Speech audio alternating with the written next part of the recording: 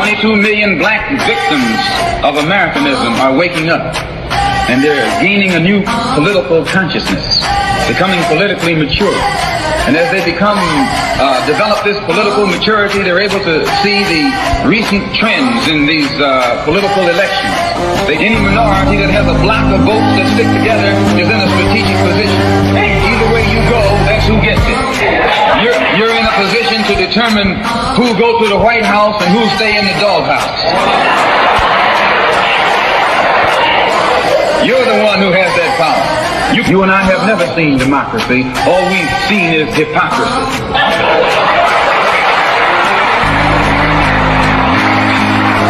When we open our eyes today and look around America, we see America not through the eyes of someone who has enjoyed the fruits of Americanism. We see America through the eyes of someone who has been the victim of Americanism. We don't see any American dream. We've experienced only the American nightmare. We haven't benefited from America's democracy. We've only suffered from America's hypocrisy. And the generation that's coming up now can see it and are not afraid to say it. And are not afraid to say it. And are not afraid to say it. And are not afraid to say it. And are not afraid to say it. And are not afraid to say it. And are not afraid to say it. And are not afraid to say it. And are not afraid to say it.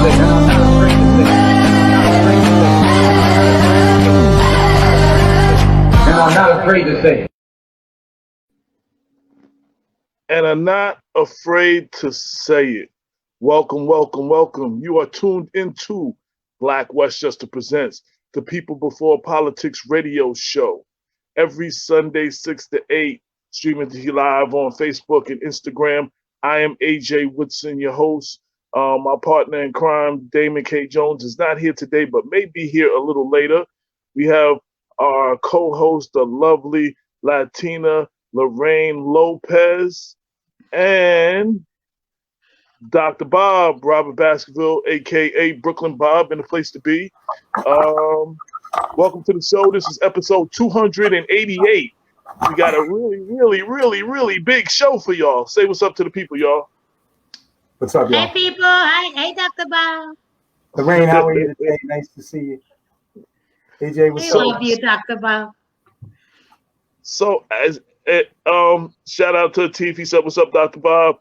Yes. My man, DJ Nestor in Virginia, David Randolph Holder, everybody that's tuned in. Yo, so let me just real quick break it down. So I know you could not help but see the advertisement because I've been blasting the internet. We have a very special guest coming on later in the show. He is former FBI agent Frank Figliuzzi. He has a new book out. He with the movie Judas and the Messiah out right now, he is going to give us, we're going to discuss the FBI and the Black Panthers. You know what I'm saying? We're going to have an in-depth conversation and talk about all that. Frank Figliuzzi, former FBI agent, he should be coming on soon. Damon is not here, but he did send me questions to ask. So you know what I'm saying? He's going to be represented. No escape. So, yeah. So while we're waiting for him, any updates on anything, any topics y'all want to touch upon, anything going on in the last week or in the cities, in the county that you want to bring up or anything? Something very important. Starting March 3rd, here in the city of Yonkers, the Yonkers Armory is going to be opening up a vaccination place. The state at the Armory. And I know how difficult it is for folks to get an appointment for that vaccine. But starting March 3rd, people, get in there, get on that website and try to get that vaccine over here in the city of Yonkers. That the vaccine thing has been, and I'm going to go to Bob, the vaccine thing has been a very difficult thing. I know personally, people can't get it for their parents, and they have been contacting one of us or something for various people, and people have been making phone calls for their family members, parents, and all that, and have have to end up going all the way up to Syracuse or the Jacob Javits Center or a spot in Long Island or Queens or something. So I know we need our elected officials to get it together and make it readily available for the people in our communities that they serve. And we need to be telling our communities to make that phone call, get on the internet and make that appointment, because you don't do it, somebody else is going to take your appointment. And when you go to check in, it's going to be months away. You know, we got to step on it, people. We got to do what we got to do too to make sure we get that vaccine. That's absolutely right. And Dr. Bob, as you see on the screen, one of the comments was, Dr. Bob, when you get your book published, I want 2 copies. So listen, go ahead, Bob. I'm gonna need it. Go ahead, Bob. More, maybe even. Yes. So I was gonna say that I was very happy to hear the announcement of the opening of vaccination centers in Yonkers, amongst other areas, because following the publication in Low HUD more than a week or two ago of list of vaccine centers in Mount Vernon, one of the things that I asked is, what happened to the vaccination centers in Mount Vernon? And me and AJ had some discussion, and I, had considered, I did some investigation, but never was able to turn it into a story. But I was really surprised that the municipality in Westchester County that is home to the largest number of African Americans, I think over 50% of African Americans reside in the city of Mount Vernon. And yet there were no vaccination centers open. I must confess, everyone, that I speak from very limited knowledge. I was not able to contact public elected officials or health officials, so I'm not sure what the delay is. But at a time when we're emphasizing the importance of equity, racial ethnic equity in public policy here in the United States, I have to say that it was a bit disappointing that our local Democratic elected leaders had not seemed to really make much strides in trying to make sure that our communities are reached. Now, I also got to say, everyone, I know people are very skeptical about taking the vaccine for reasons that we're well aware, but I will tell you that I do think it's important, and I am one of those persons who may well end up traveling well out of our the local vicinity in order to get a vaccination, because I do think it's important, especially those of us who have a lot of interaction with the public, as I do as an instructor at a college. So I want to say also, I appreciate that. Stephanie Swan said I am scheduled tomorrow to get my vaccination because of underlying health issues through my cardiologist. And that's what I wanted to say. For those skeptical, talk to your primary care physician. You understand what I'm saying? And one of the reasons I say that, because one of the most compelling arguments that I've heard, forget about all the rhetoric, all the propaganda, my doctor told me, I can help you and I can save you from any side effects, but I can't guarantee that I can save you from COVID. And when my doctor said that, it was kind of compelling. Like, you understand what I'm saying? Like, that's an argument that I really can't argue with. So, we need to do a show and everything on it. We need to do a whole show on it. Yes. And the reason I say that is because our guest is in the house in the green room and about to come on right now. So we're about to go into our guest and get the conversation going that everybody's been waiting for tonight. Welcome to the show, Frank. Hey, AJ, thank you for having me tonight. Hey, thank you. Listen, I am very respectful of people's time. I know you're on MSNBC and all those other places. So the fact that you're here with us, we greatly appreciate. My sister, who is a political science major, she watches a lot of the MSNBCs and stuff, and she's only ever told me to tell 2 people things. Mimi Rocha, when the first time we interviewed her, because she follows Mimi Rocha on MSNBC, and the second person was you. and she says she liked that you're a straight shooter and you tell it like it is. And she told me to make sure that I told you that. So my sister Nicole told me to tell you that. Well, first, I hope your sister's watching tonight. Secondly, I like to be in the company of Mimi Roca because I respect Mimi as well. And all you said, AJ, was that your sister told you to say something. You didn't say what she told you to say. That I'm a straight shooter. Well, I'm a straight. Yeah, I am a straight shooter. Sometimes that gets me in trouble. We'll see what happens. But she says she appreciates, that's what she likes about you. You always tell it like it is. You always, come with the facts. You always tell it like it is. You're a straight shooter. And she really likes that about you. And she said the same thing previously about Mimi as well. So she loved that, So she wanted to make sure that I spoke that. If I didn't say that, I probably wouldn't be able to go to the next family function. So I got you.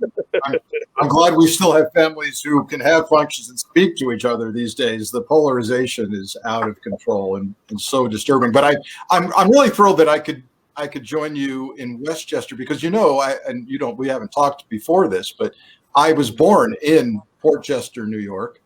Okay. So Westchester has a special place in my heart.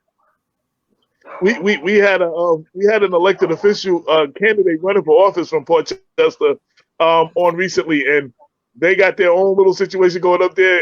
The internet has been buzzing about that interview and what was said on that interview, and the next candidate we're about to interview. So yeah. So we just covered we're covering the mayoral race in Port Chester.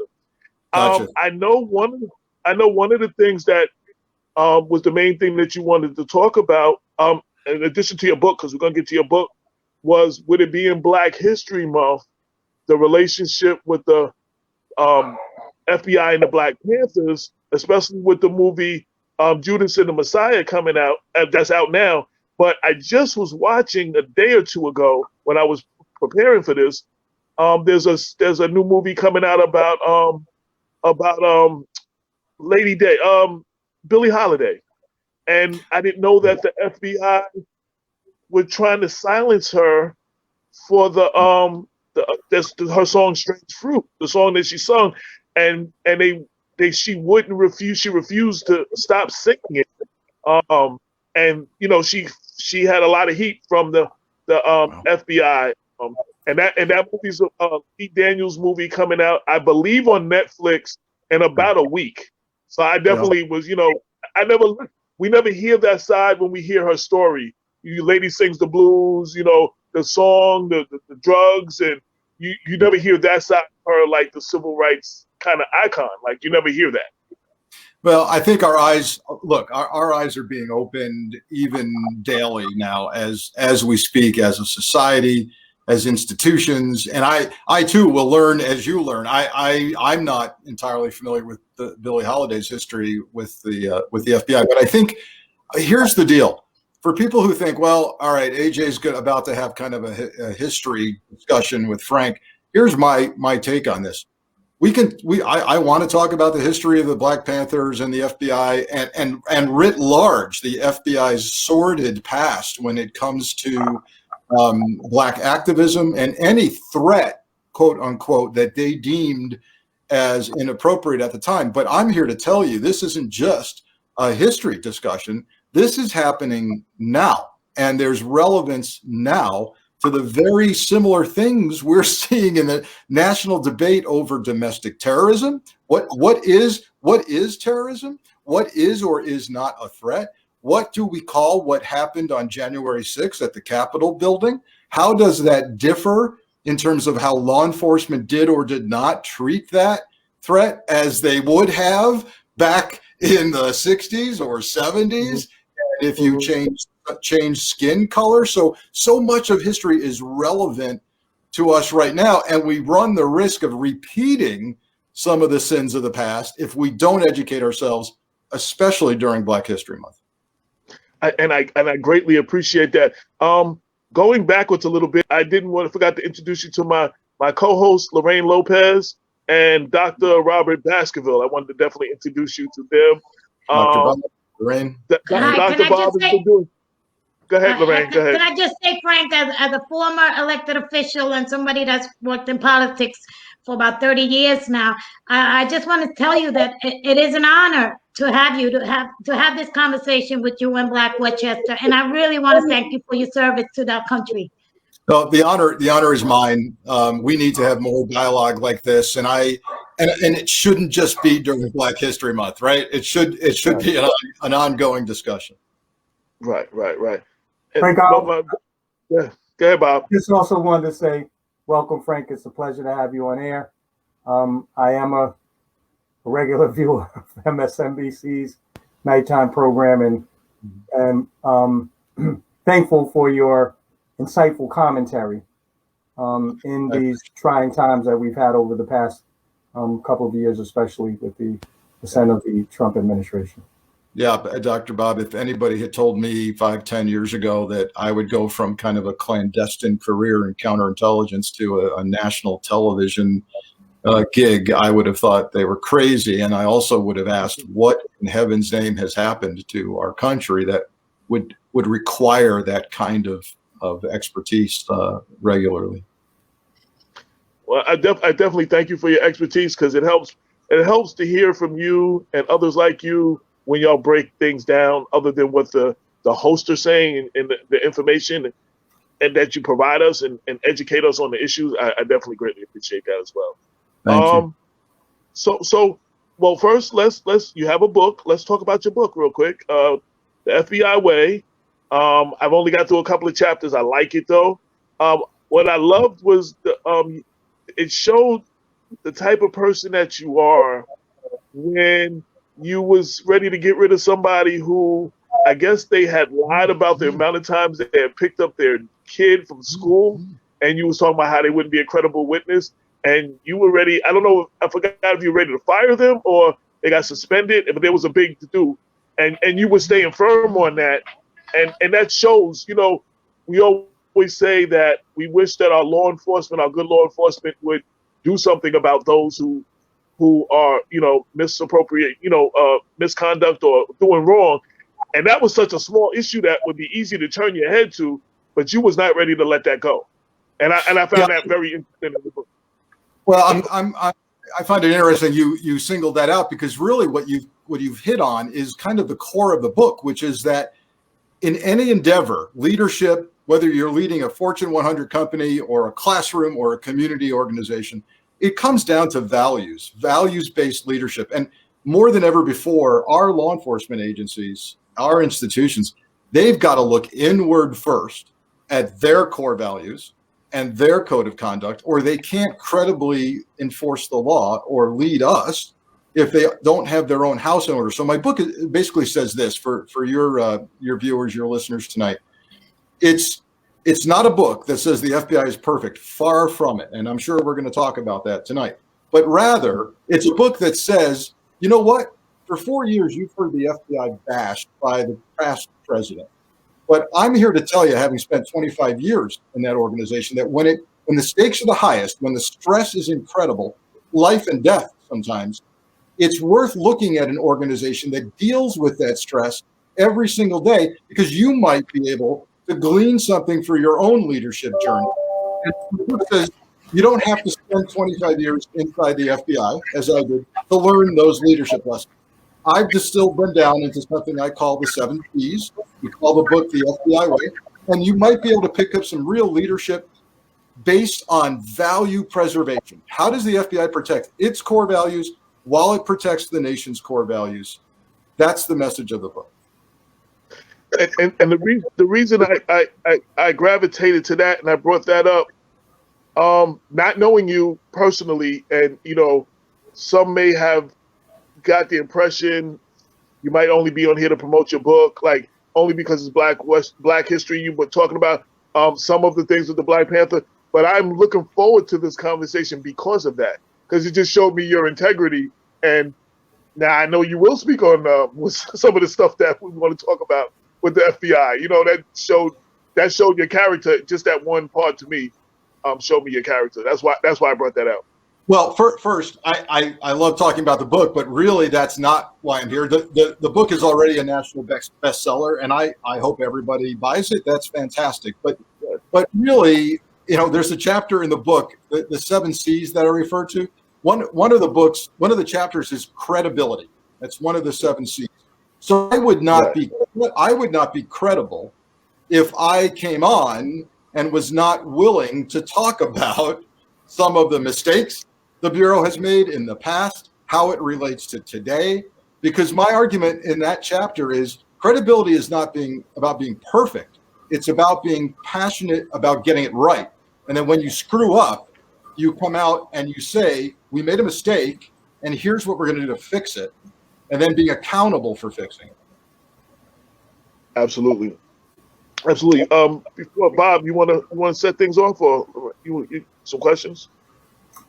Yeah, so Frank, I'm in agreement with you that the question of values is absolutely fundamental to the success of any organization.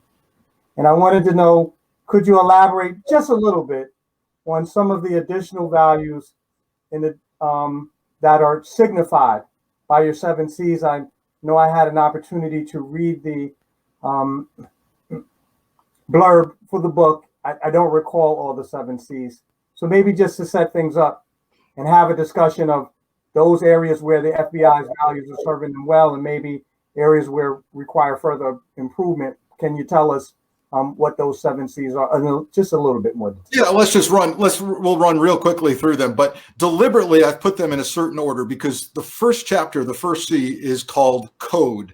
And by code, I mean we all have got to have core values that result in a code of conduct for ourselves, our family, our organization. And essentially that means sitting down and going through an exercise that many companies never go through, which is, what do we stand for? What do we not stand for? And what does everyone have to get on the same sheet of music for, lest we not exist anymore? What could happen that is so antithetical to what we stand for that we can't permit it? So everything in your code should flow from your core values.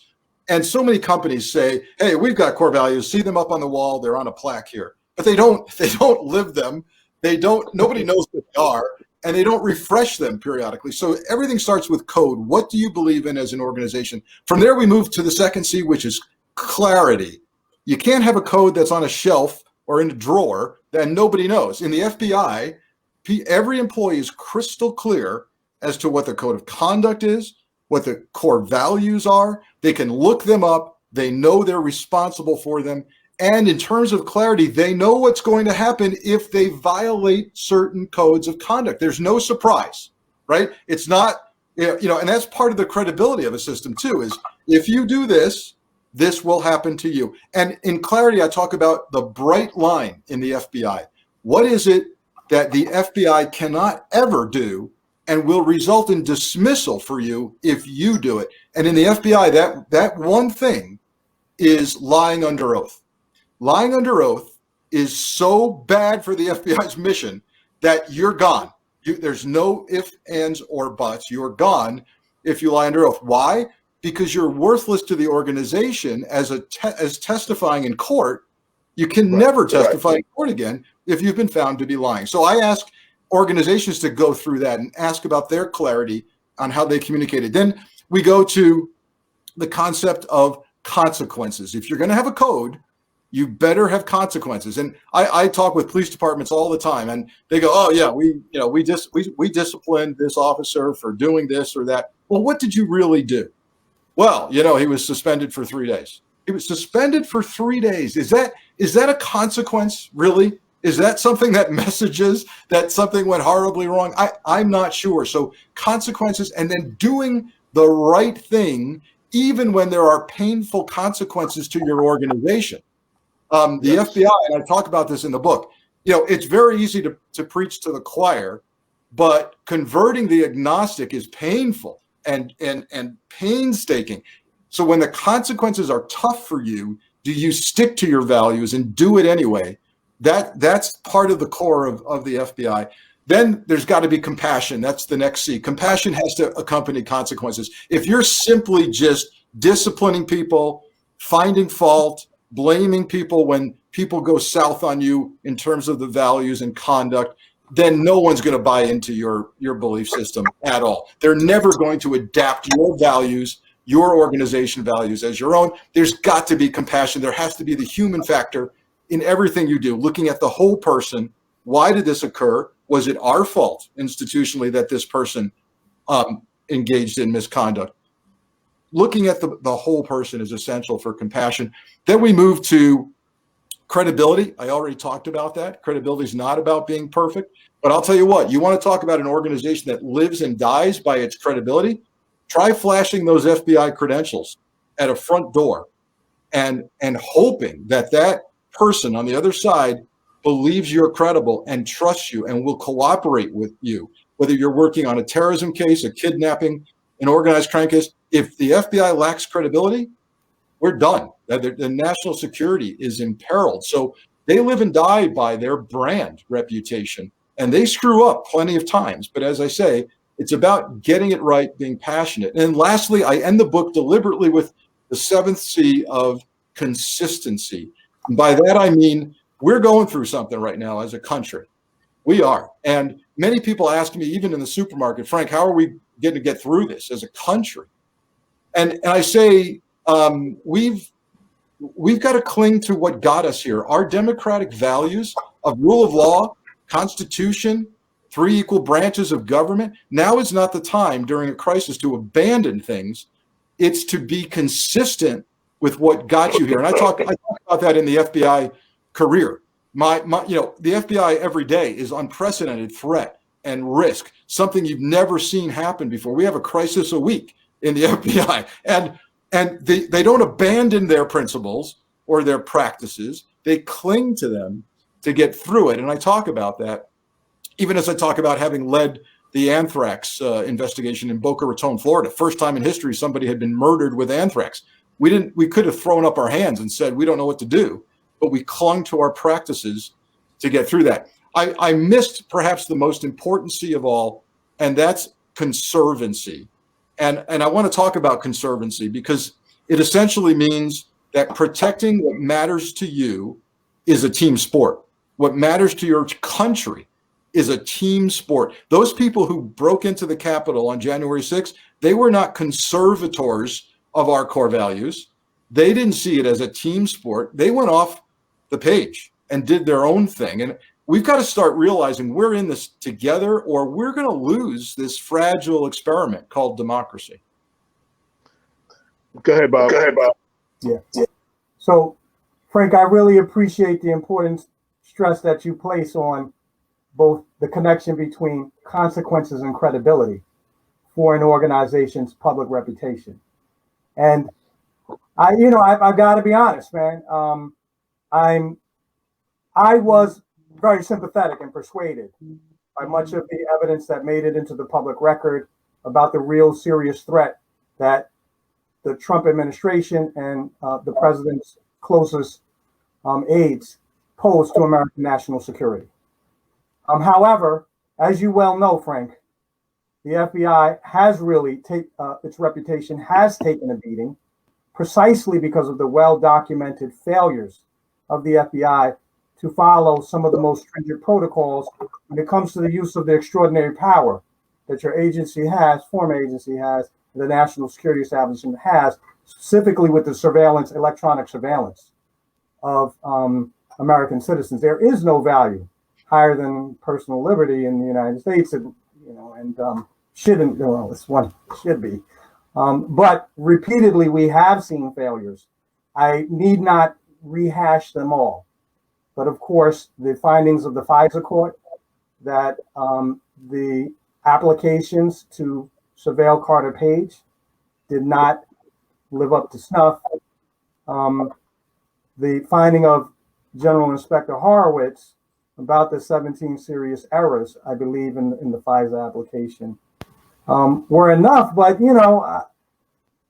I was surprised just to hear earlier this week, another federal judge who had taken the FBI to task, for an investigation that was conducted, I believe, against a foreign business person, if I'm not mistaken. I don't remember the country of origin, and the withholding of information that was vital to the defense. And, in light of and I don't know the case, so you'll forgive me. I'm sure you heard of it. I'll see if I could fish it out. But in light of these recent developments, I want to know what kind of internal reforms is the FBI making to ensure when agents do violate the agency's protocols that they will suffer appropriate consequences that can help to restore the public's confidence that people will not abuse them, and not for political purposes, as is being asserted in the case of the FBI's role in the investigation of the President Trump.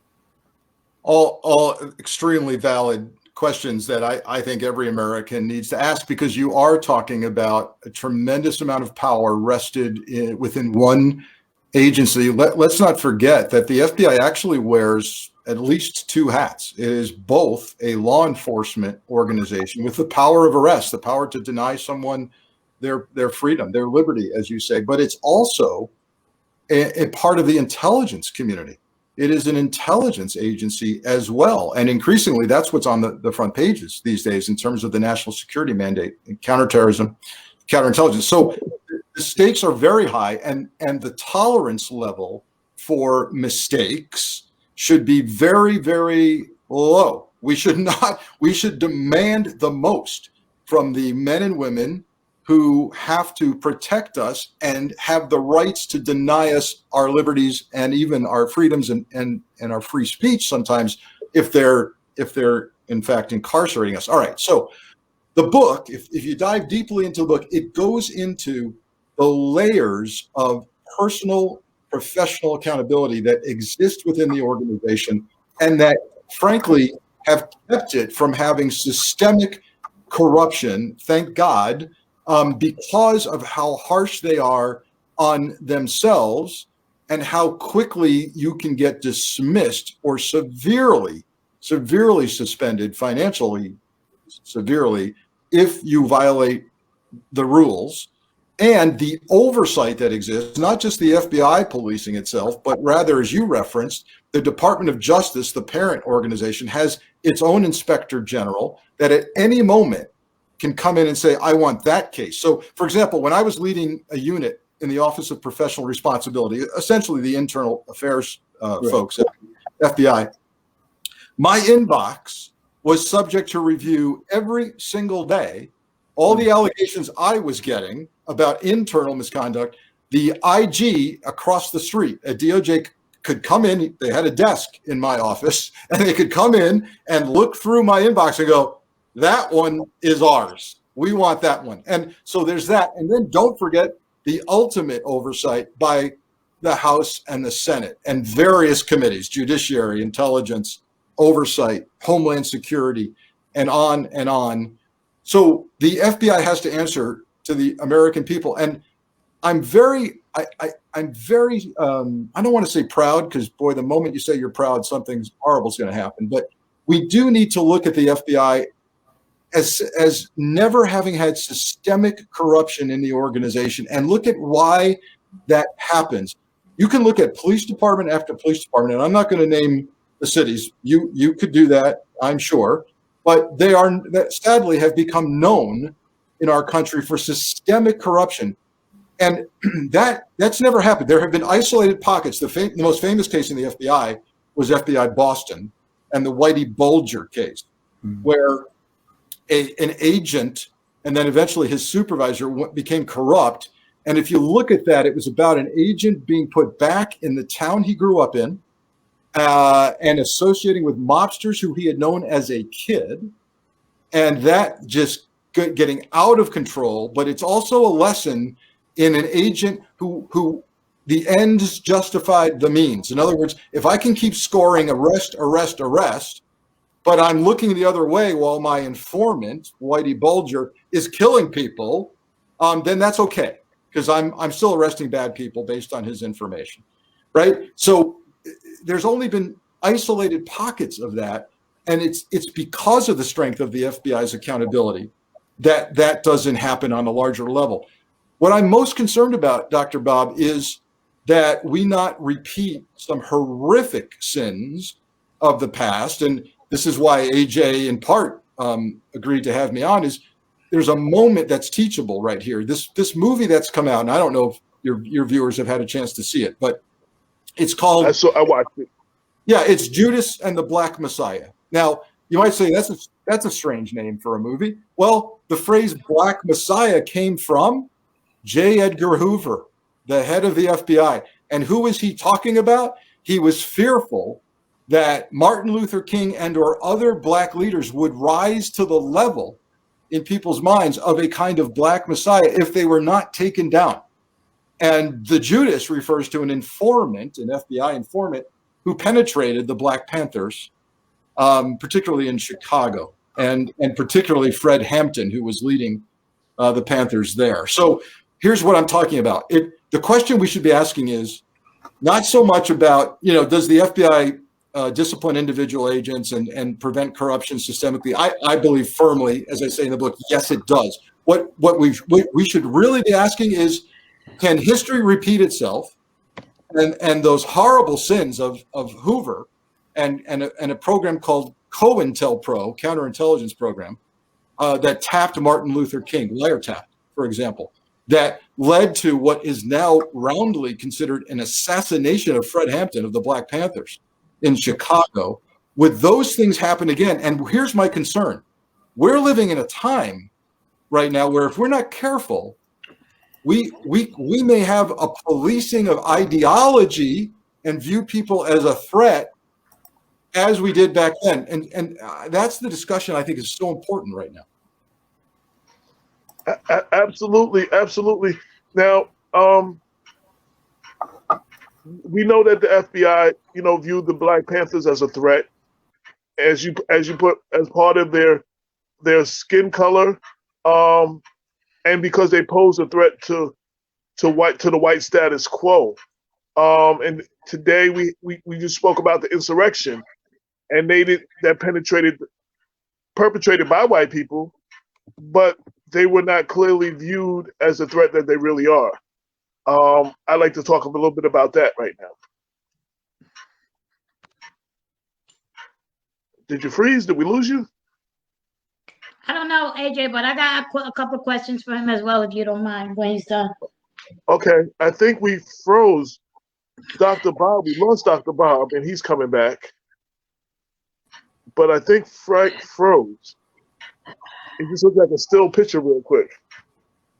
Hopefully that will be fixed. Oh my God, shortly. the FBI. They might have tried to shut us down. We were just about to get to the good stuff. I'm sure he's going to call back in, because that's what I want to lead into now, dealing with, the difference of the treatment of the Panthers. People like Martin Luther King and Malcolm X looked at as terrorists, identified as terrorists, and rightfully so. They might be looking at the Black Lives Matter movement that way right now, but insurgents were not looked at as that, and they pose a serious threat to our national security, to our government. And I want to get into that because there was supposedly forewarning of domestic terrorism, and they were not. We say they weren't prepared, which is a question. Were they prepared, or were they allowed to do what they did? And I would like to hear what he has to say when we get him back on the FBI. I have a couple of questions. Yeah, I have a couple of questions about the insurrection at the Capitol. Right. That's what I'm saying. This is what I'm talking about now. Yeah, I want to hear what he has to say about that and the FBI's position. Stephanie Swan said he's been censored.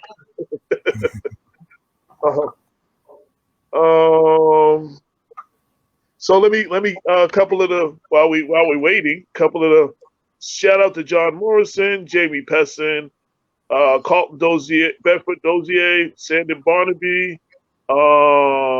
Stephanie Swan, Aleda Castillo, Tyrone, T Money, Kelsey, T Money from Yo MTV Raps, T Money, Tracy, Gardner, Dr. Tracy, he's not back yet.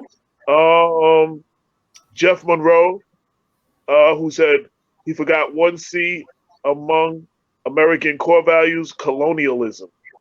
How does he feel about how does he feel about the continued imprisonment of anti-colonial freedom fighters? Oh, he's back. He's back. There you go. Hey, we missed you. We thought the FBI censored you. Oh, yeah. Well, I hope it wasn't a wiretap or something. My apologies. That's what a lot of our. Go ahead. Yeah. Go ahead. AJ, can I ask my question? AJ. Yeah, a lot of you are saying that censored by the FBI. Yeah, Friend, so let me just read this into. It's going into what you're saying, but it's going into what you're saying. So, where we were, and this is in your notes too. The FBI viewed the Black Panthers as a threat, in part because of their skin color and the threat they pose to the white status quo. Today, we had an insurrection perpetrated by white people who clearly were not viewed as the threat they really are. Now we must not let history repeat itself with the Black Panthers in the larger COINTEL program of the FBI ideology was viewed as a threat because of skin color. They were viewed as a threat. But why were they? I've seen coverage that there was a warning of domestic terrorism. Why were we not prepared? What was the breakdown? Why was the FBI not more?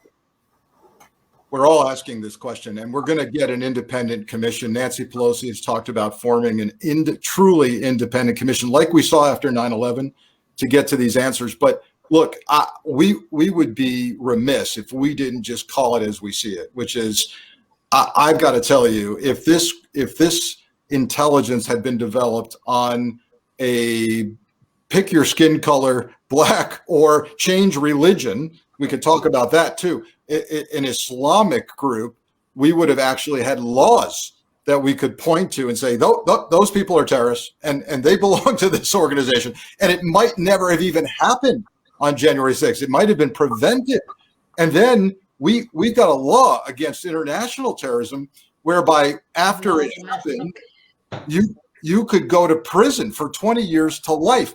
And we don't have that law on the domestic side. I want to talk about that because that's important. But I've got to say that race did have to play an issue in how we viewed the intel as threatening or not. Look at the actions of the police officers. Many of them heroic within the Capitol. Their response, right, to people of the same skin color and not viewing them as the threat that they were. One officer inside that building lost his life, and in part because of not understanding the threat that was coming at them.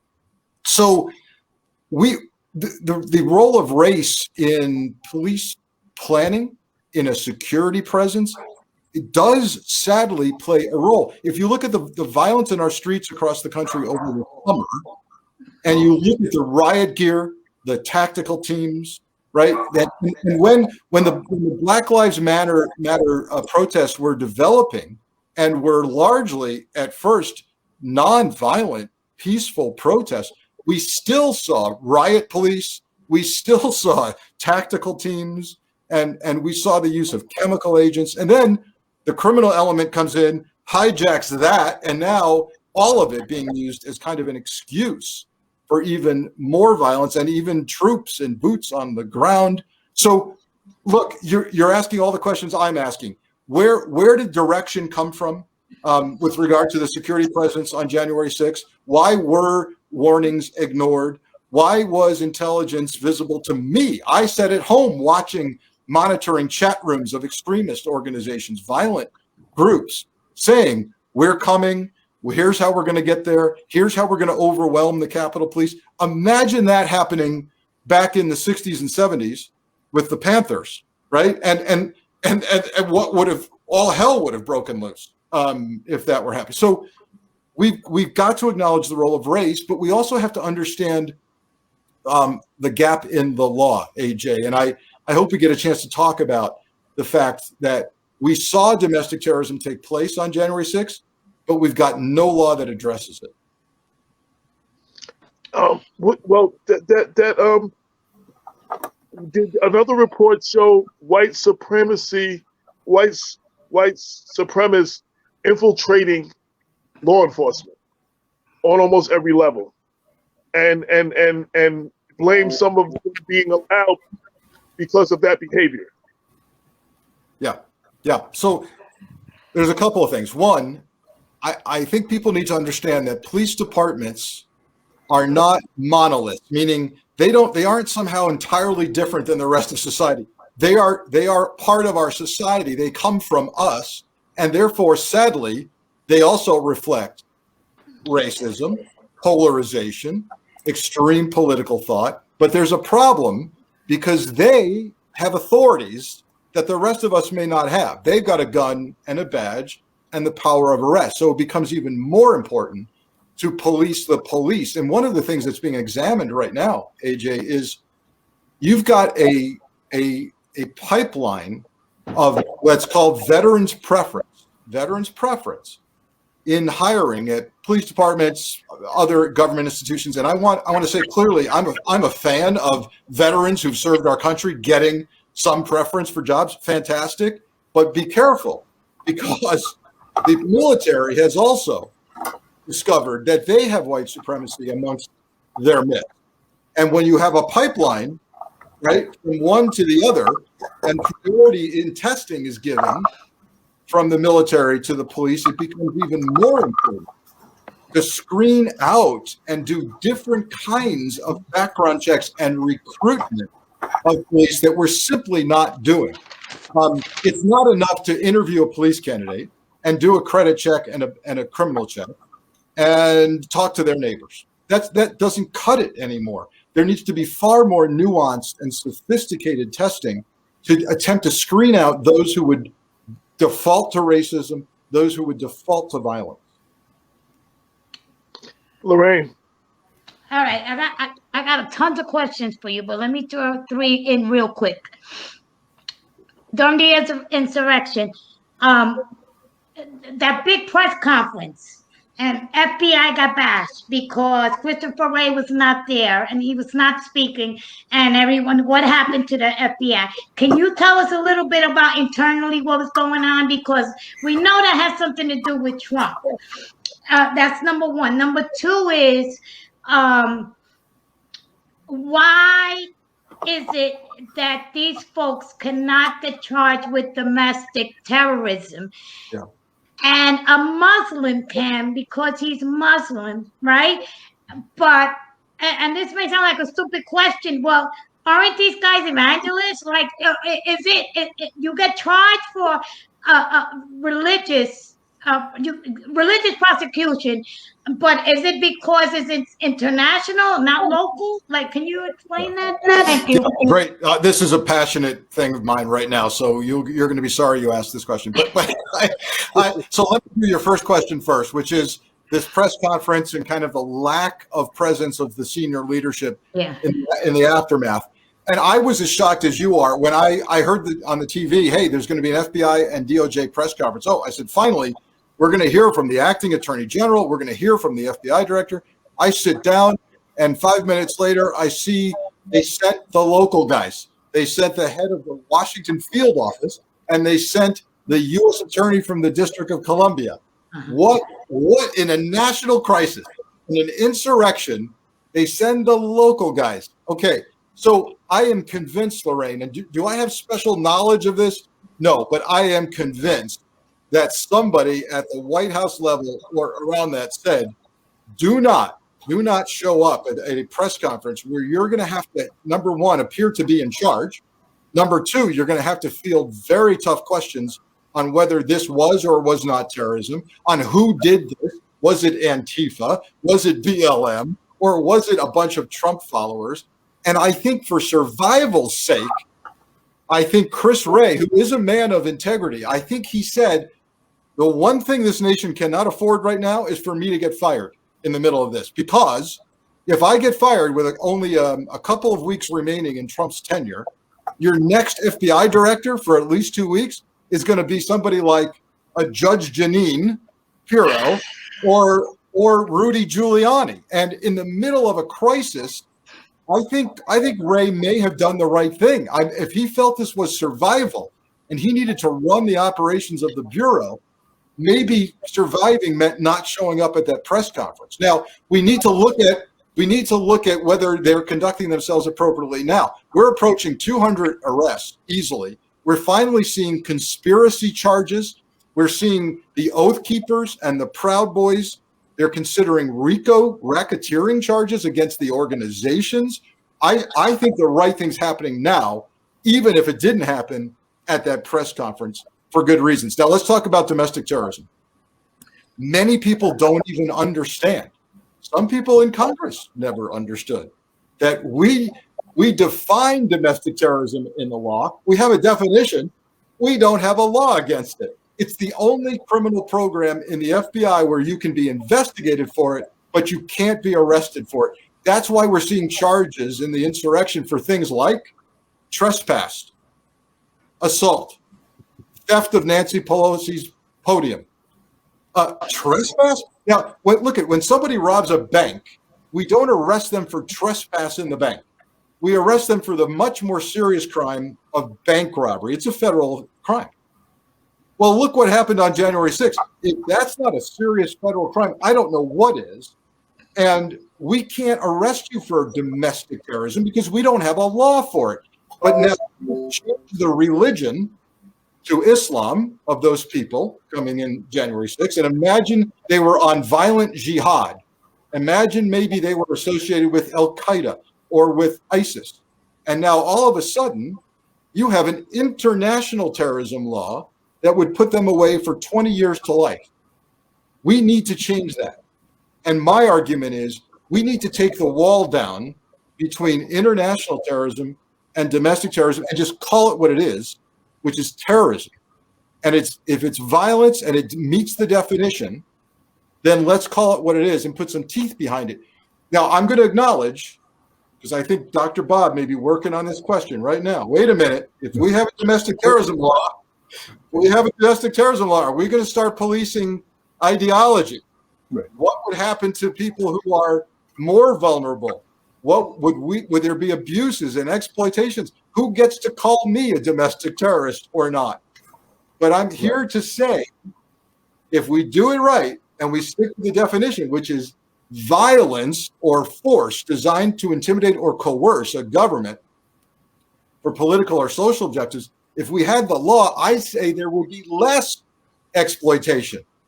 Because if you look back at the Black Panthers, look back at Martin Luther King and the whole civil rights movement, wasn't that J. Edgar Hoover out of control because he didn't have to worry about a law? He didn't like these people. He didn't like the threat he claimed they were because of their ideology and their power shift. Well, if we had a law that he had to stick to, did they or did they not violate this law? Yes or no? No, not really. Okay, then stop wiretapping them. I think the law, ironically, gives us less opportunity to exploit people. And that was a concern of mine, real quick, and then I'll get you about, because a lot of times when we have these laws, after a while, they end up being used on us. And when you look at the time, and we're going to go back to that point, Martin Luther King, Malcolm X were identified as terrorists by the FBI, by J. Edgar Hoover. What's not to stop them from now identifying Black Lives Matter and other Black movements, that are not violent like that, as terrorists, to shut them down and silence them and worse. And I'm always, the Patriot Act was a good thing, but it took away some of the Bill of Rights, and it took some of the, it took away some of our rights. But we called for it. You know what I'm saying? So every time we have a situation, we call for something, and they overreact. Like, there should be a reaction, absolutely. But I'm worried about the overreaction and people like Black Lives Matter people, because I've seen on TV members of the current, I guess, the new Black Panther Party or whatever, they were being visited by law enforcement to see if they were involved in the insurrection, and they weren't even under the pictures. and the people that didn't look like them weren't in the pictures, but one guy had, he streamed it live, showing them questioning him because he was in the new Black Panther Party. Was he at the insurrection? And they weren't going after the people that were there. So that's just one incident. And, that's what we know about. So, there's much more going on that we don't know about. You know what I'm saying? So we need to have this discussion as a nation right now. And you're going to see it happen because you're going to see a renewed call for a domestic terrorism law in Congress. And we've got to get it right. And it's not that it will be perfect. You mentioned 9/11 and the Patriot Act. Not perfect, but have we had another act of major international terrorism on U.S. soil since then? No, we have not, because the tools are there. Were there abuses? Yeah, I can point to at least one thing that Congress told law enforcement to stop doing, which was the collection of what's called metadata on your phone records. They were collecting your phone bills, essentially, the numbers you called and the numbers that were dialed to your number, and they were storing them so that and by the way, this did work. In the event that they found a terrorist number, they would say, hey, look at this. Frank Figliuzzi called that number 6 months ago. And and Congress said, you know what? We're really uncomfortable with you storing phone records. And so can you stop doing that? And they did. So it won't be perfect. But my concern is that we're more likely to see abuses if we don't have the law. We're more likely to see abuses if we don't have the law, because anybody can say, I don't like these people, their ideology, I don't like their skin color. I'd rather have violence to point to in a law that says this is domestic terrorism. And if interrupting the ratification of the Electoral College vote at our Capitol is not an act of terrorism, I don't know what is. I really don't. Well, I have a second part to that, and then I'm going to Dr. Bob. So what am I hearing about this KKK law that they put in place and that would be domestic terrorism? And they want to apply that. Why is the government not applying that to these domestic terrorism? Like, that is a law that is in place, for situations like that, because they were trying to overthrow, I guess, the government in the South or whatever it was, the KKK, and they put a KKK law. Why can't we apply this to the domestic terrorists today? And why is nobody thinking about that? Right, and it's well, you're hearing it come up because there is a congressman who is suing Trump, and I believe Rudy Giuliani, and using this very, very, very old law that was designed to address the KKK, which is essentially, in a nutshell, someone attempting to disrupt a member of Congress going to their appointed travel to Congress to affect business, which the KKK was doing. I'm not, so I love the idea of a civil suit, by the way. I love it because it goes after pocketbooks, and it's fantastic. I don't know if it would apply to a criminal conduct, and I'm not sure it would apply to this very circumstance, because they had already traveled in interstate commerce. The congressmen were already inside the Capitol. I'm not sure that would work, but I love it. And what you've done is you've raised the larger question: is do we need a domestic terrorism law? Aren't there other laws that could cover this? So, for example, what about sedition? I hope we see sedition charged. I hope we see the Proud Boys dismantled as an organization if it's found that they are all about violence. Similarly, if Oath Keepers is all about violence, let's take down the entire organization. Let's take their bank account. That hurts, right? And that discussion needs to happen. But I am convinced that what I saw on January 6th meets the federal definition of domestic terrorism, and the leaders of that should be charged with domestic terrorism. And yes, you're right to be concerned. A corrupt president might, tweet one day, I hereby declare Antifa a domestic terrorism organization. Just saying, hypothetically, maybe that happened already, right? It did. And we could have a president who wants his enemies to be declared a domestic terror organization. Wasn't Frank Tarrio, Enrique Tarrio, a Proud Boys leader of the Proud Boys? Wasn't he an FBI informant? Well, I've seen the reports that you've seen, and that was apparently years ago. And that doesn't surprise me, because I've told people who ask me, hey, just so you know, FBI informants are not Sunday school teachers. That's why they're FBI informants. They get jammed up. They're in the criminal element and they provide information. And so it doesn't surprise me. I don't believe those facts had anything to do with the eventual Proud Boys, but I will tell you this. Here's something that's not widely reported.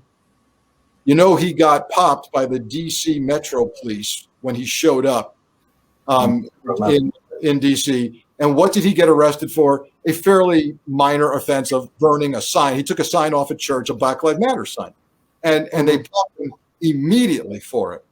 You know, that wasn't really the Metro Police. That was the FBI telling the Metro Police, we're on this guy. He's going to cause trouble. You need to take him down now. Wow. So the FBI is on these groups finally and monitoring this. But I believe we're looking at domestic terrorism here. Bob had a couple of questions, and I do want to now go back after that to the Panthers. Like, I want to talk about the Panthers in that era. But I wanted to talk about what was going on now and then work our way back. But go ahead, Bob. So I got to say, Frank, that the concerns that people have about the misuse of proposed domestic terrorism laws that would specifically seek to preempt the kind of effort that we saw on January 6th are in fact well placed. In the aftermath of the passage of the last wave of national security laws following the 9/11 bombing, I know that many of the targets of these counterintelligence investigations were specifically groups and individuals that ultimately proved to be rather innocuous. And there seemed to be an overstatement of the threat that they actually posed. As I was reflecting on this, without doing any research, what came to mind, I thought, was the Fort Dix 7 or something like that. A group of individuals who, apparently, were brought into court on rather overinflated charges. And indeed, there have been some evidence to suggest that FBI agents, have played the rather destructive role as perhaps provocateurs, as a way of trying to, ensure that there's enough evidence on these folks. So those concerns are well placed. But I want to go back, to your point about the roots of white terrorism, recruitment efforts to the military. And I just want to plug a book that I did teach a couple of chapters from in my social movements class this past year. People have seen Kathleen Ballou on television. Her book, Bringing the War Back Home, documents the long-term efforts of white supremacist organizations here in the United States, specifically to recruit from veterans. Now, thus far, a lot of our discussion has been on the internal impediments within the FBI and our laws, the current laws that we have on the book that prevent us from actually identifying and pursuing white domestic terrorists in particular. But I think really we miss the broader context here, because there is incontrovertible evidence to suggest that the two parties, and the Republican Party in particular, over the course of the past several decades, has consistently sought to intervene into the security analysis process and sought to suppress the consensual view of our domestic security analysts that, hey, you got these people are threats. I know that I've read reports now for 2 decades at least, and probably starting after Timothy McVeigh's bombing of the Oklahoma building in 1995, as you well know, which really does signal increased threat of white domestic terrorists who have military training. And it's like, you know what? We got to find a way. I think the Church Commission tried to institute some sort of firewall between the political branches and our actual national security apparatus, so that they would not intervene. And we're seeing more and more signs that we're not able to get a clear, accurate statement on the threat that white domestic terrorists in particular pose, because you keep on having Republicans going over to Langley and some other national security headquarters to say, hey, tamp down the criticism. You know, how do we address, you know, this overrunning of the traditional firewall? Yeah, we look.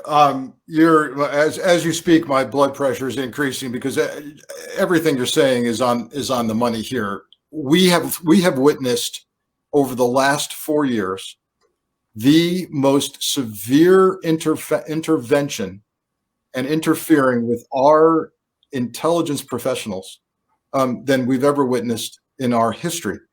Repeatedly, the intelligence professionals have said to Congress, I mean, even the FBI director, Chris Wray, testified twice on the Hill and said, and by the way, he incurred the wrath of Trump for doing this.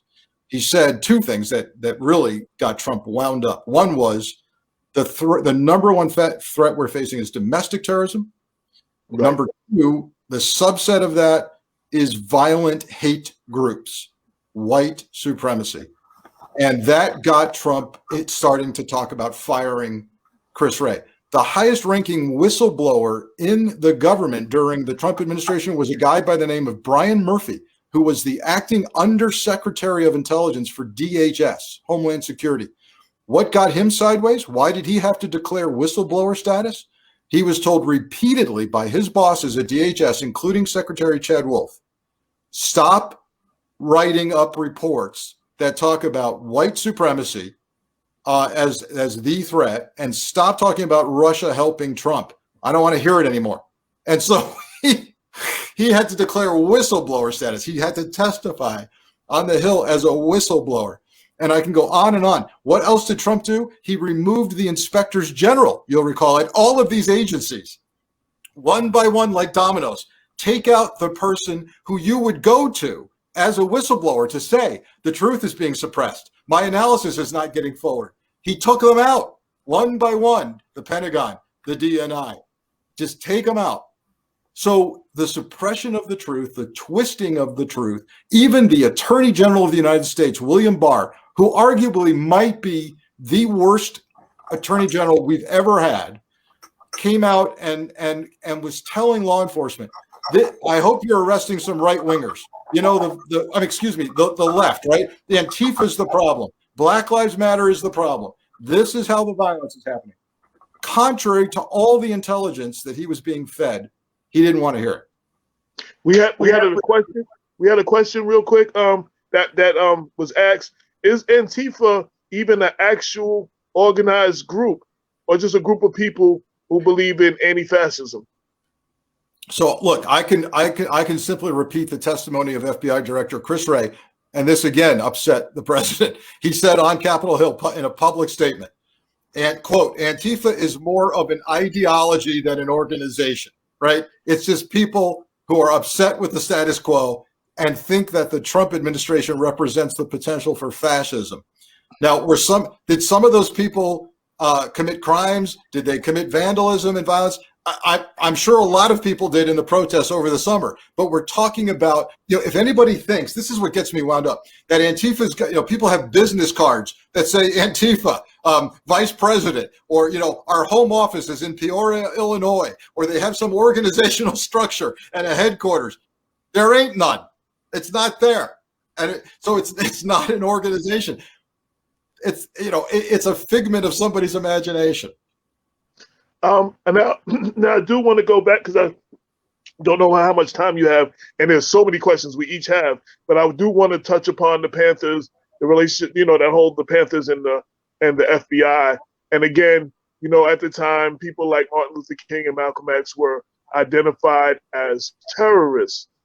I wanted you to speak a little bit, about that era of the FBI and Black movement. It's very fitting to do this in Black History Month because I believe that only through acknowledgement and atonement does an institution truly come to grips with its history, what it did, and more importantly, how to get around not doing this again, not letting history repeat itself. And so when it comes to the abuses of the Panther era, and it's documented, there's a lot of dramatic license taken in this movie that we're talking about, Judas and the Black Messiah, but much of it is on the money. And so the FBI during this time viewed many of these groups as a threat to the core of our nation, and yet the intel really wasn't there. The Panthers, I'll never forget the research I did on the Panthers. The head of the FBI in San Francisco, way back then, he wrote a memo to Hoover. Hoover had it in for the Panthers, right? He was scared out of his mind about the Panthers. So the head of the San Francisco office writes a memo to Hoover and says, "Sir, respectfully, we've investigated this, and at least here in Northern California, all they're doing is feeding kids breakfast. That's all they're doing." And Hoover was livid at this. He said, "You've got to find something that they're doing." And so, you start creating the threat. If there isn't one, you start making sure there is one. Now, did the Panthers kill police officers? Yes, in Chicago they did, but they did it in an environment where they were surrounded. There was an FBI-led operation to destroy them from within. And quite frankly, while Fred Hampton was out of town speaking, some of the people he was associated with shot at police officers who had surrounded his apartment. That gave law enforcement what they needed to essentially assassinate Hampton when he came back home. And so law enforcement has to be careful that they don't create the threat themselves by pointing to something that scares them because it's different. Absolutely. Bob, you want to follow up on that? Yeah, Frank, I think in considering the historical context, and it's relevant to the present moment, we have to acknowledge that, in fact, the COINTEL program was just the third in what I'd say, and I think scholars have identified as three successive waves of counterintelligence programs here in the United States that targeted African Americans and others. One of my favorite scholars of the Garvey movement, Robert Hill, published a book called RACON, which is just it's for racial conditions in the United States, and it's actually the FBI field reports from all across the United States during the World War II period, when they're very closely surveilling and monitoring groups that perhaps had anti-war sympathies and were opposed to the entrance of the United States in Second World War, whatever we might make of it.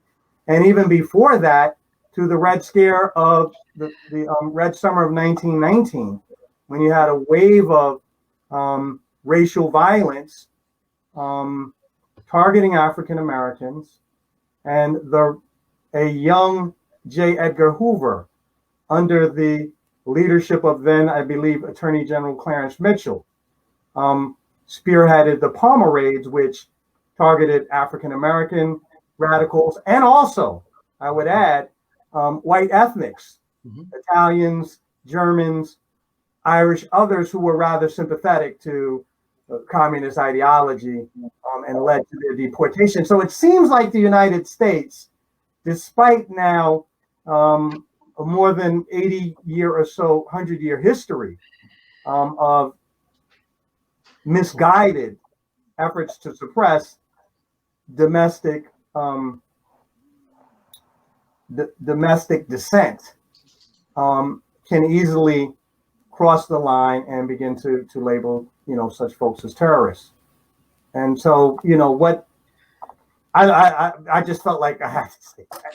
Yeah, no, let me so there, I can't take issue with anything you said. I want to the question is how we mitigate the risk of this happening again. And I'll just end with this. The Bureau did two things while I was in that I think go towards some of its efforts to not repeat the past. Number one, every new agent's class at the FBI Academy, as a class, has to go through the Holocaust Museum in Washington, D.C. And what is that lesson that they're taught there? That this is what happens when a nation's law enforcement and military come under the direction of a corrupt leader. People can be killed because of their religious belief or their skin color. And when Jim Comey became director of the FBI, he added a second class trip. That was a class trip for every new agents class to Atlanta, Georgia, and the Martin Luther King Civil Rights Memorial and Museum, so that they could learn even closer to home what happens when a law enforcement agency like the FBI abuses their authority, has a fear of the other, and does things unlawfully. And that is a tough lesson that's a new agents class sitting there learning that the agency they've signed up for played a role in abuses of our past. If you have time, I know time is probably running out. My partner, who I started the show with, Damon K. Jones, he's been in law enforcement for 30 years. He couldn't be here today because his wife had to run around some errands, and he couldn't be here today. And he had to take care of that. That was more important. But one of his questions is: it's been years of complaints from Black law enforcement about the racist nature of policing. Why hasn't it been real action from the FBI or any other federal agency? All right. So I want to say a couple things, because some of this is just, I cringe on this topic because it goes to the heart of recruitment. Law enforcement and the FBI needs to look like America. They need to look like the communities they police. And it's getting harder and harder and harder to recruit people to do the right thing, because they say, well, I don't see you doing the right thing. So a couple of thoughts. One is, I'm not trying to blame everything on the past 4 years, because as we've pointed out in this discussion, this is historical stuff. But let me tell you something. Under the president, DOJ stopped doing what's called patterns and practices inquiries of police departments. They stopped. That means they would not come in and basically take in receivership a police department and go through every ticket they've written in the past 10 years and decide what traffic stops look like, what do interactions with citizens look like, who gets arrested and who doesn't. A patterns and practices inquiry is immensely important for a police department when they come under scrutiny. They stopped doing that under the last president. They started doing it again, and that is a step in the right direction. And the other thing I say when I'm recruiting young people and encouraging them for a career in the FBI, I say, do you know the name of the agency that is the #1 civil rights law enforcement agency in the United States government? And they go, no, I don't know. It's the FBI. It's the FBI that has squads of agents throughout the country that come in and investigate color of law by police, color of law abuses, and hate crimes. So it's being part of the solution to join the Bureau and make sure they get it right. Because if they don't, there's no one to investigate civil rights on a federal level. And one of my last questions for you is, so Trump wasn't the most, I don't want to say he was unintelligent. What is there to stop from a very credible, intelligent version of Trump, very capable, who knows what he's doing, from taking over and doing what he did on such a much larger scale? What's to prevent that? No. I mean, he kind of bumbled his way into the situation, but there's other people that are way more credible who want this. That's what they want. That's where they want to go with this. They're online, yeah. I wrote a column on this topic. I have a regular column with something called MSNBC Daily. It's their digital platform. One of my recent columns, it's called "How to Stop the Next Trump," and by that I mean we need a better way of vetting a candidate for high office. The system we have didn't work. And by that, I mean, I'm particularly referring to the national security side of the house. We've now experienced for the first time in our history, a president as national security threat. How did we allow that to happen? Well, we didn't mandate tax returns. We didn't mandate financial disclosures. We didn't examine foreign business entanglements of him and his family and trips to Russia when he was, 40 years ago, when he was first put on the radar screen. We've got to view this now as a potential national security threat when we vet a president. And I'm not suggesting that the FBI should do a background on every candidate. That's not what I'm saying. I'm saying that if we publicly require a candidate to disclose all of these things publicly, we can, as a nation, media playing a large role in this, but as a nation, a more informed voter can say, hold on a minute. I don't like what I just saw about your background. Or what are you doing business with in Russia? What is that about? Or how come all of these racial, lawsuits have popped up in your past business dealings, right? Discrimination lawsuit. That's not vetted enough, and the press has been afraid to go there. And we need to vet our candidates far better than we already do, or we will get another Trump. What is the stop? Have y'all taken steps to, I don't know what steps have been taken to stop another J. Edgar Hoover? Because he was definitely out of control and had stuff on everybody. Now, if you have, because that's the ultimate nightmare, another J. Edgar Hoover and a capable Trump. Well, I know, we were just kind of jokingly talking about, God help us if we had a Rudy Giuliani or a Judge Jeanine Pirro as head of the FBI, but that's a possibility if the wrong person gets put into office. So here's the deal.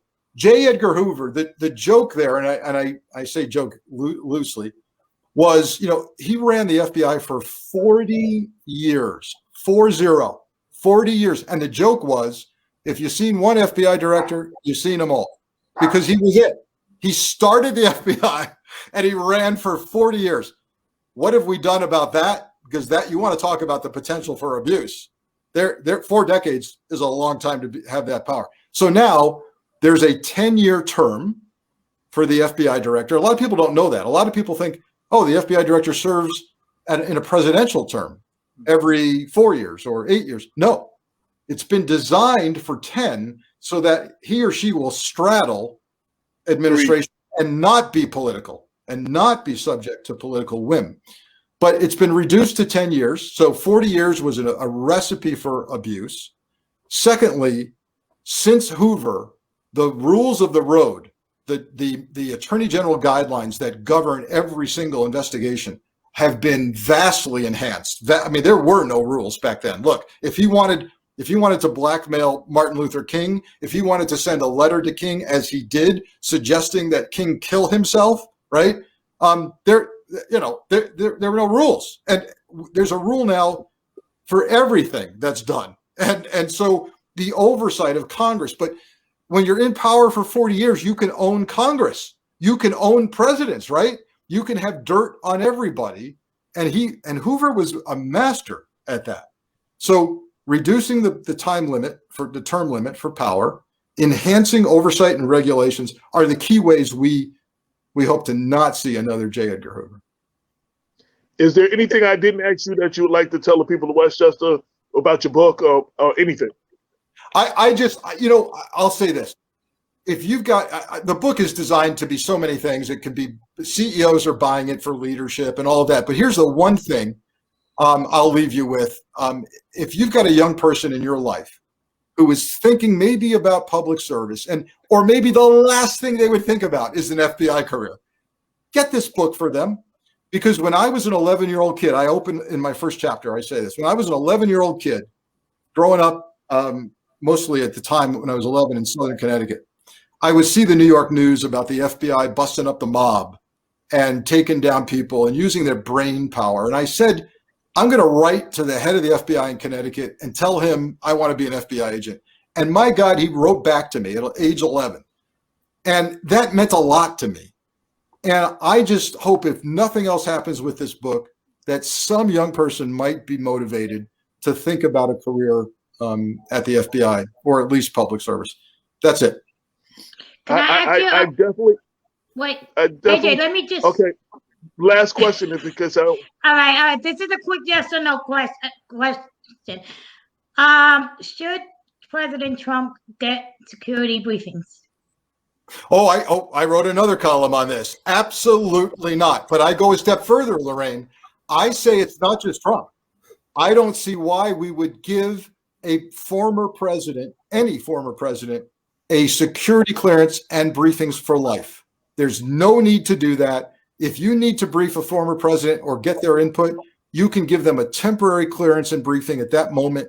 This practice needs to end because of national security. Thank you. Thanks for having me. I want to thank you for your time. I want to thank you for your time and thank you for coming. And if you ever decide that you want to talk to the people of Westchester, you're always welcome. Just let us know. And I just want to say thank you. We appreciate this. There was so many more questions the audience and everybody had, but time-wise, we didn't get to probably half of the questions that we wanted to get to. But they can Google him. They can Google him. Yeah, check me out on frankfigliuzzi.com or my Twitter account at frankfigliuzzi1. We'll have to do this again sometime, and hopefully someday in person. Oh, absolutely, absolutely. Your people know how to reach me. Anytime you want to come back, please let us know. Open door policy. Absolutely. Stay well, everybody. Take care. Absolutely. Yeah, Thank you. No. So that was the interview everybody was waiting for. I know there was so much more that I wanted to get to that I didn't. I know I'm sure Bob had questions. I know Lorraine has some extra questions. I only got to one of 3 or 4 of Damon's questions, and I only got to a very few of the audience questions. We were given an hour, which we definitely took the liberty of going over. That's why I wanted to be respectful of his time and not continue to ask him questions, because I love him to come back. But I hope, we delivered what we promised, and even if we didn't touch upon everything everybody would like us to. So, Bob, Lorraine, any comments about the interview, or Frank, or go ahead, Bob. Cricket? Okay. Well, I mean, I appreciated his presence. I think it is his voice is one in a much needed conversation. I think we ignore the experience and insights of actual law enforcement officials, both at the local and national level, to our own peril, as we have a discussion about what kind of reforms need to be instituted in order to ensure domestic tranquility. I am very, very gravely concerned about the direction that the United States is going to take. I think there is good reason for us to be fearful that the January 6th insurrection does not mark the end, but rather the beginning of a period of racial strife in the United States that we only have recently had an interregnum. One of my fancy words, AJ, a temporary cease. Oh. Right? In our lifetimes, we've been relatively fortunate. We all come of age at the end of the 60s. We see a relative decline in interracial violence here in the United States, but this is the exception and not the rule. And that when you look at the broader sweep of American history, you can see that this kind of essentially terrorist violence is in fact,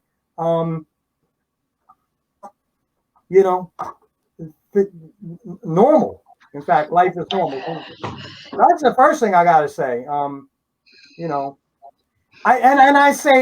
want to add to this, because I think too often, for a variety of reasons, including the kind of mistrust that knowledge of the FBI's wrongdoing has bred, we look with absolute distrust when the national security apparatus here in the United States. And I've had reason to reconsider at least that absolute mistrust. And the most recent piece of evidence that I think everyone ought to ponder is in thinking about what kind of role the FBI, the Department of Justice, is going to play in addressing the threat of domestic terrorism, is to note that the FBI, or the Department of Justice rather, plays a leading role in the suppression of white terrorist violence in the post-Reconstruction era,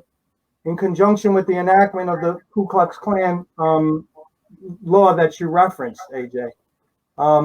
As I was doing, I read a good article on Politico about the effort that President Ulysses S. Grant made as white domestic terrorists actually sought to overturn constitutional elections in the South. You had dual governments in the South, actually, in the late 19th century. In the state of Louisiana might be a good example of this. Those of us who remember the case of, I forgot the town where whites just overthrew the local government because you had black Republicans sitting. We need to remember that the FBI, the Department of Justice, in fact, at times in American history, has played a progressive role in the protection and safeguarding of the rights of people of color and African Americans in particular. And we need to bear that in mind before we decide that, you know what, they have no constructive role, and I don't know what, we're going to have armed militias take to the streets to do this work. And, that's what I'm going to say. I'm actually going to share a link or two.